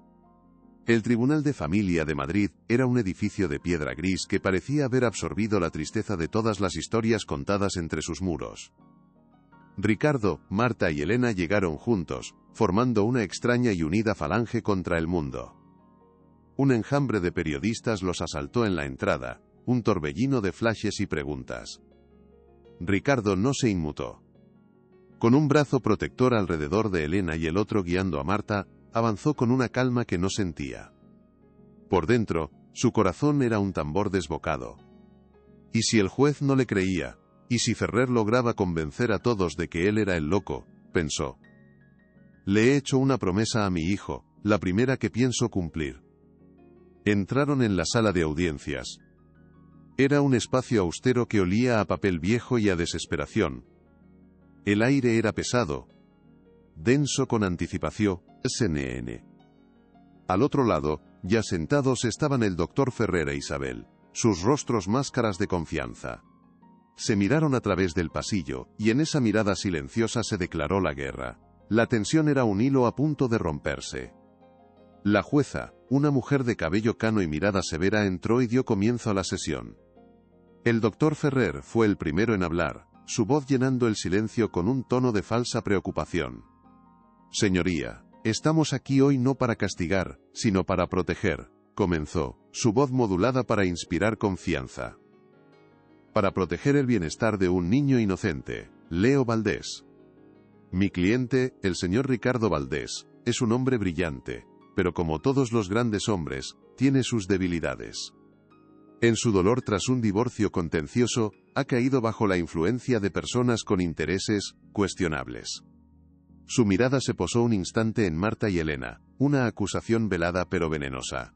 Continuó tejiendo su red de mentiras, presentando a Ricardo como un padre amoroso abrumado, y a Marta y Elena como dos arpías que buscaban manipularlo para su beneficio. Era una obra maestra de la manipulación, una narrativa tan bien construida que por un momento, el propio Ricardo sintió una punzada de duda. Así de bueno era Ferrer. Podía hacer que la verdad pareciera una mentira. Ferrer llamó a su primer testigo, un reputado psicólogo infantil que estaba en la nómina de su bufete. El hombre habló con jerga profesional, describiendo los comportamientos de Leo como típicos de un niño con síndrome de adaptación postdivorcio. Afirmó que la regresión de Leo era una llamada de atención, no un signo de negligencia. En mi opinión profesional, concluyó con aire de suficiencia, el niño necesita estabilidad, separarlo de su padre en este momento sería contraproducente. Ricardo sintió que se le revolvía el estómago. Estaban usando la ciencia para blanquear su crimen. Isabel fue la siguiente. Su confianza era la de una ejecutiva a punto de cerrar un trato. Describí a Ricardo como un hombre emocionalmente volátil desde el incidente, propenso a decisiones impulsivas. He trabajado con el señor Valdés durante 5 años, dijo sin emoción. En las últimas semanas, he visto a un hombre perdido, fácilmente influenciable. Me preocupa que sus decisiones no estén siendo tomadas en el mejor interés de la compañía, ni del niño. Cada palabra era una daga. La falsa resolución de Ferrer parecía estar funcionando a la perfección. Entonces llegó el turno de Marta. Caminó hacia el estrado con pasos lentos pero firmes. Su dignidad era su única armadura. Juró decir la verdad con una voz clara que no tembló. Su abogado le hizo preguntas sencillas, y ella respondió con una honestidad desgarradora. No usó palabras grandilocuentes. Simplemente describió la vida de Leo. El niño siempre estaba solo, dijo. La casa es muy grande, pero se sentía vacía. El señor Valdés viajaba mucho. Y cuando estaba en casa, estaba ocupado. Las cenas eran muy silenciosas. El chef preparaba banquetes, pero Leo apenas probaba bocado. A veces lo oía llorar por la noche. Un llanto muy bajito. Su voz se quebró, pero se recuperó. Yo intentaba darle cariño, una galleta, un cuento, pero yo solo soy el ama de llaves. No soy su madre. No soy su padre. Él necesitaba a su padre. Su testimonio era simple y devastadoramente eficaz. No había malicia en sus palabras, solo una profunda y abrumadora tristeza. El aire en la sala se volvió aún más pesado. Ferrer se levantó para el contrainterrogatorio, moviéndose como un depredador que huele la debilidad. Su sonrisa era afilada. Señora Marta, comenzó con tono condescendiente, ¿no es cierto que el señor Valdés la despidió la noche del incidente? Marta asintió. Sí, es cierto. Ferrer se paseó frente al estrado. ¿Y no es cierto que usted le suplicó que no lo hiciera? Marta lo miró a los ojos. Le supliqué que viera la verdad sobre su hijo. Ferrer soltó una risita. La verdad. O quizás señora vio una oportunidad. La oportunidad de vengarse, de sacar una buena tajada del hombre más rico de España. ¿No es eso lo que está pasando aquí? ¿Una empleada despechada? La acusación era brutal, diseñada para destrozar su credibilidad. La jueza frunció el ceño, pero no lo detuvo. Dejó que la pregunta flotara en el aire, envenenando el testimonio de Marta. Era la caída, el momento en que la verdad parecía a punto de ser sepultada. Algo estaba a punto de romperse en el corazón de Ricardo, una sensación de impotencia absoluta. Marta no se inmutó. Su voz cuando respondió, era tranquila pero llena de fuerza, la fuerza de la verdad. He trabajado toda mi vida, señor Ferrer. He criado a mi familia con el sudor de mi frente. Lo único que tengo es mi honestidad.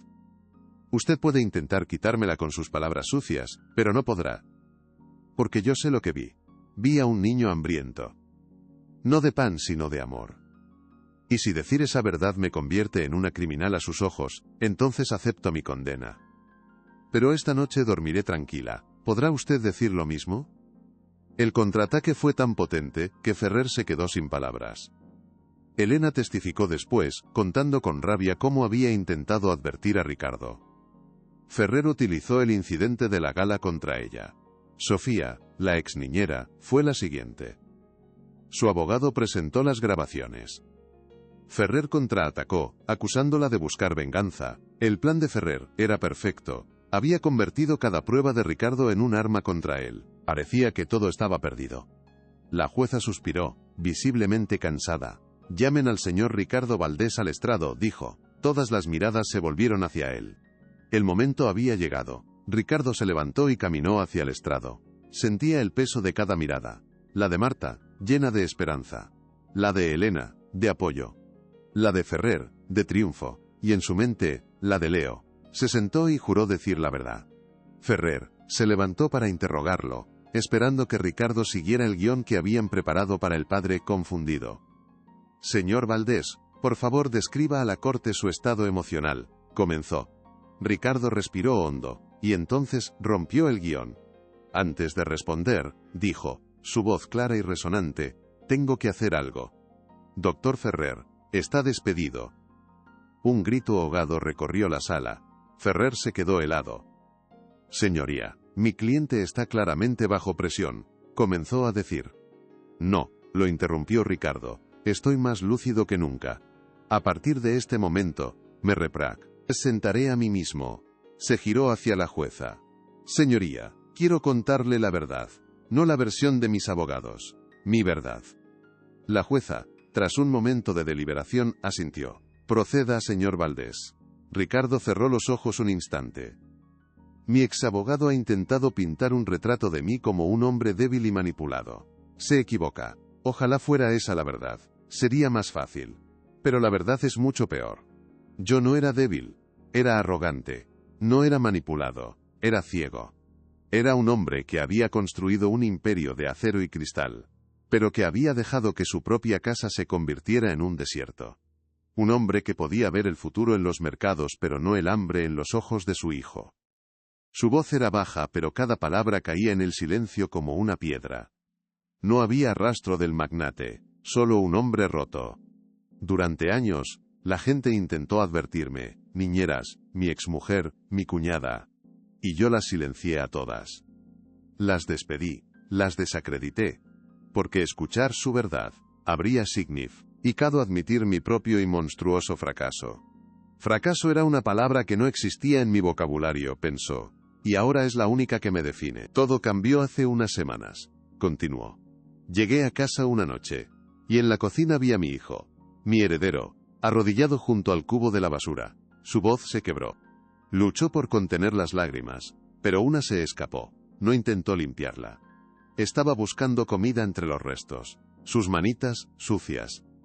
Y lloraba en silencio, para no molestar. En ese momento, en esa cocina que vale más que la mayoría de las casas, me di cuenta de la verdad.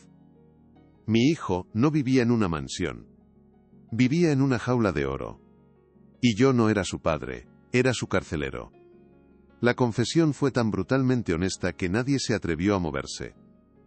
Ferrer lo miraba con horror, viendo cómo su caso se desmoronaba. Isabel tenía la mandíbula apretada, pálida de rabia. Ricardo había decidido prenderle fuego a su propio mundo, y ellos se iban a quemar con él. El silencio en la sala era ahora un personaje más, un testigo mudo de la demolición de un hombre que había elegido la verdad sobre la victoria. Se dirigió directamente a la jueza. Señoría, hoy se me juzga como padre. Y el veredicto es claro. Soy culpable. Culpable de negligencia. Culpable de ceguera voluntaria. Culpable de anteponer mi orgullo, mi carrera y mi imagen a la felicidad de la única persona que debería haber importado. No pido su clemencia, no la merezco. Solo pido una oportunidad para enmendar el daño que he hecho, una para aprender a ser el padre que mi hijo necesita. Hizo una pausa. Se han presentado muchas pruebas, informes, grabaciones, testimonios. Pero la prueba más importante de mi fracaso no la ha traído un abogado, la ha traído mi hijo. Metió la mano en el bolsillo interior de su chaqueta y sacó con sumo cuidado una hoja de papel doblada. El silencio, si era posible, se hizo más profundo. Todos los ojos estaban fijos en ese pequeño trozo de papel. Era el momento. Esto es lo que me abrió los ojos, pensó, esto es lo único que importa. Con manos temblorosas, Ricardo desdobló el papel y lo sostuvo en alto para que la jueza pudiera verlo. Este es un dibujo que mi hijo le regaló a Marta, su ama de llaves, la única persona que realmente lo vio en todos estos años. La imagen era simple, infantil, y por eso mismo, de una crueldad insoportable. Una pequeña figura de palo, sola, junto a una mesa inmensa, y sobre la mesa, un plato. Un plato desoladoramente vacío. Este, señoría, es el verdadero retrato de mi familia, no las fotos sonrientes en las revistas. Esta es la verdad. Abundancia y vacío. Lujo y soledad. Un niño rodeado de todo, que no tenía nada. El impacto de la imagen, combinado con la confesión de Ricardo, fue devastador. Un sollozo escapó de alguna parte de la sala. La propia jueza parecía visiblemente afectada, sus ojos fijos en la cruda representación de la tristeza de un niño. Ricardo sintió que sus rodillas flaqueaban, pero se mantuvo en pie. Aún no había terminado. Faltaba el golpe final. Esto no es lo peor, pensó. Lo peor está por venir. Pero como les decía, continuó, su voz apenas un susurro que todos se esforzaban por oír. Esta es solo la mitad de la historia. Esta es solo la mitad de la prueba. Lentamente, con un gesto casi litúrgico, le dio la vuelta al papel. Y allí, en el reverso, escritas con la caligrafía torpe de un niño de 6 años, había una sola palabra. Una palabra que lo explicaba todo. Ricardo respiró hondo y la leyó en voz alta, su voz rompiéndose finalmente bajo el peso de la culpa. En el reverso, mi hijo escribió una palabra. Escribió, miedo. La palabra quedó suspendida en el aire, pequeña, terrible e indestructible. Miedo, no hambre. No tristeza. Miedo. Era la confesión definitiva, el grito silencioso de un alma aterrorizada. En ese instante, todo el caso de Ferrer, todas sus mentiras, se convirtieron en polvo. Ya no había nada que discutir. La verdad en su forma más pura y dolorosa, había sido revelada. Ricardo se derrumbó en la silla, su rostro entre las manos, llorando sin control, un llante, o de hombre roto que había perdido un imperio pero que, quizás, estaba a punto de recuperar su alma. Si esta historia te tocó el corazón, comparte para que llegue a más personas. La jueza se quitó las gafas y se frotó los ojos, visiblemente conmovida. Miró a Ferrer, cuyo rostro había perdido todo color, y luego a Isabel, que miraba al frente con una expresión de puro odio. El veredicto fue rápido. Dadas las circunstancias extraordinarias y la honestidad mostrada por el padre, declaró: este tribunal concede la custodia temporal del menor, Leo Valdés, a su padre, Ricardo Valdés. Un suspiro de alivio recorrió el lado de la sala de Marta y Elena. La jueza continuó. Esta custodia estará sujeta a una estricta supervisión. Se ordena terapia familiar e individual inmediata. Además, a la luz de las acusaciones de manipulación de pruebas, este tribunal abrirá una investigación sobre la conducta profesional del Dr. Ferrer. Ferrer se puso en pie protestando, pero la jueza lo silenció con una mirada de acero. Siéntese, letrado. O haré que lo sienten. Se hizo justicia. No una justicia perfecta, pero una justicia al fin. Ricardo levantó la vista, y sus ojos enrojecidos encontraron los de Marta. Ella le dedicó una pequeña sonrisa. Lo logramos. Al salir del tribunal, los periodistas los rodearon de nuevo. Pero esta vez, el ambiente era diferente. Había un silencio casi respetuoso. Las cámaras seguían disparando, pero parecían querer capturar un momento histórico, no un escándalo. Ricardo no dijo nada. Simplemente caminó, con Marta a un lado, y Elena al otro. Vio a lo lejos a Isabel, subiendo a un coche a toda prisa, su rostro una máscara de furia. Sabía que la guerra no había terminado del todo. Pero la batalla más importante, la batalla por la verdad, ya la había ganado. Se ha acabado, pensó Ricardo, sintiendo un cansancio inmenso pero también una ligereza que no había sentido en años.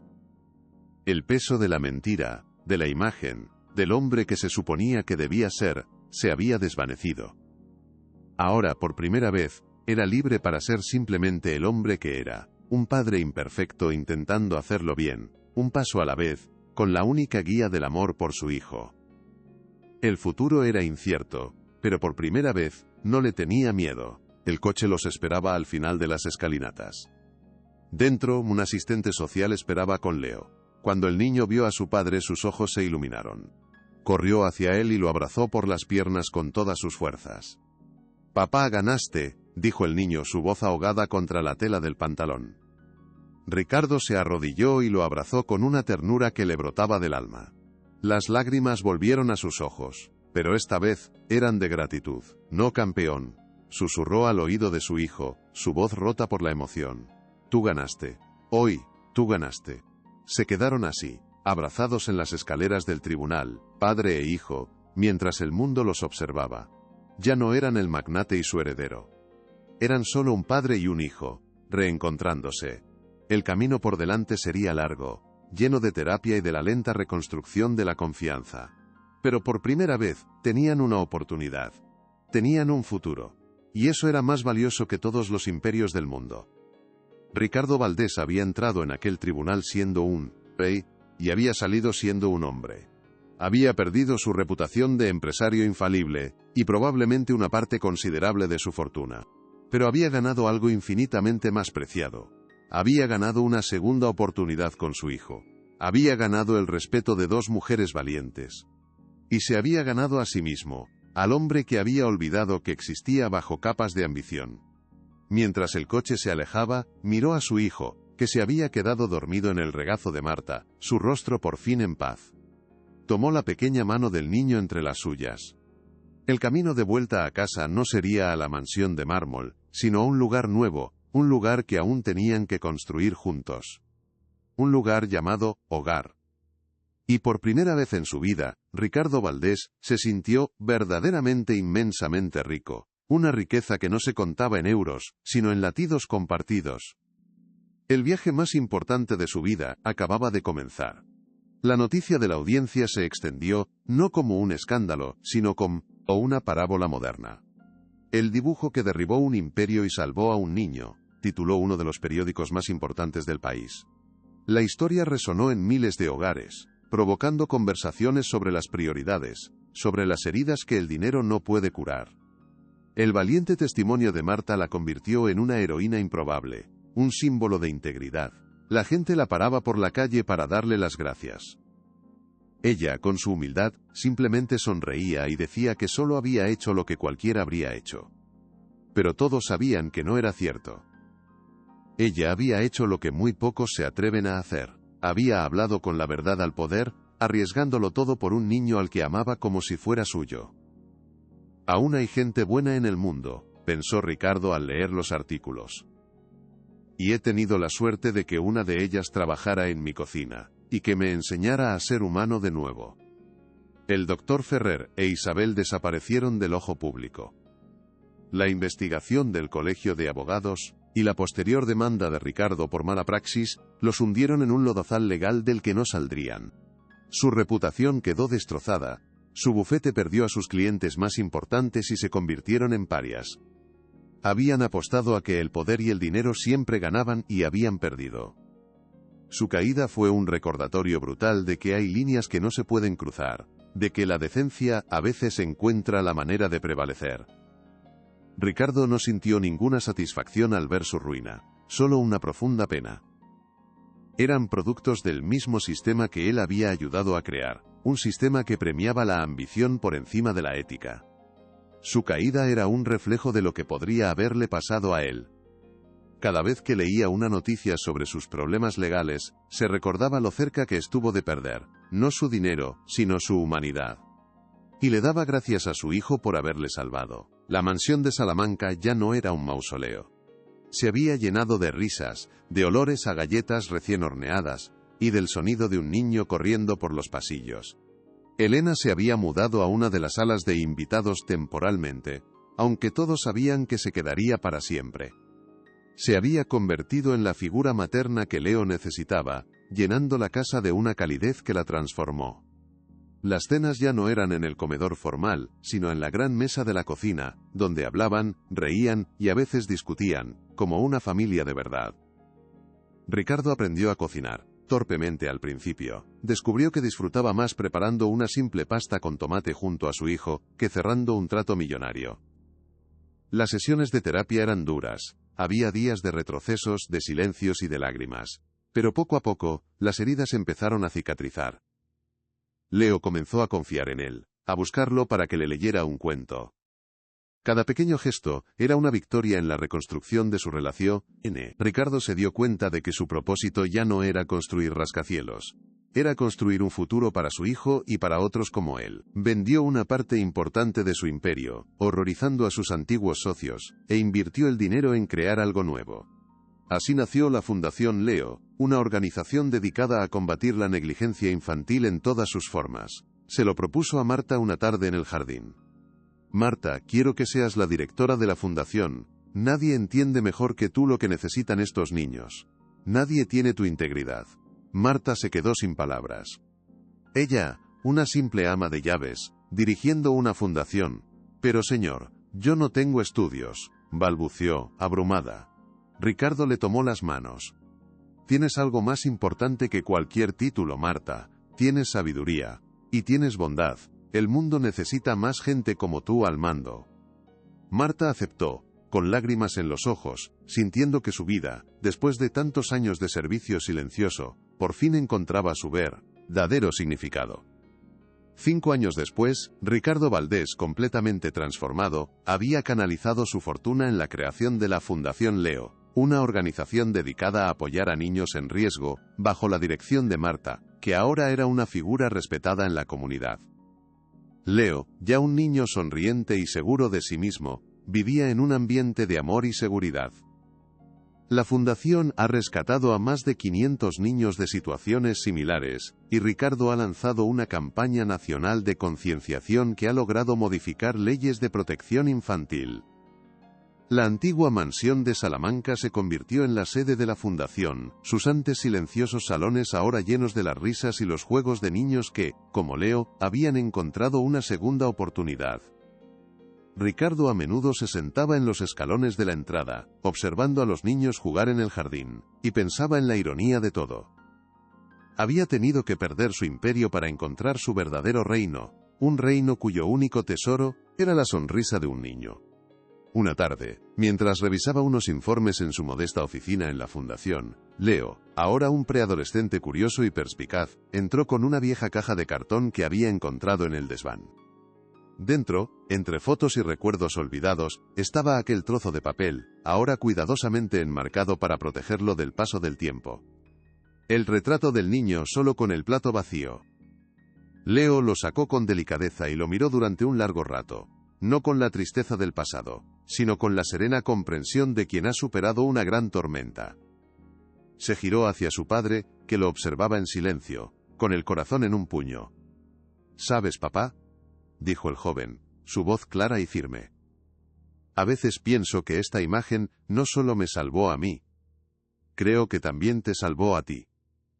Ricardo asintió, una sola lágrima de gratitud rodando por su mejilla. Tienes toda la razón, hijo, tú me salvaste. Se abrazaron padre e hijo, en el corazón del edificio que había sido testigo de su dolor, y ahora lo era de su inmenso amor. Ninguna fortuna, por grande que fuera, podía comprar un momento como aquel, porque, al final, ninguna fortuna del mundo vale más que la inocencia y el corazón de un niño.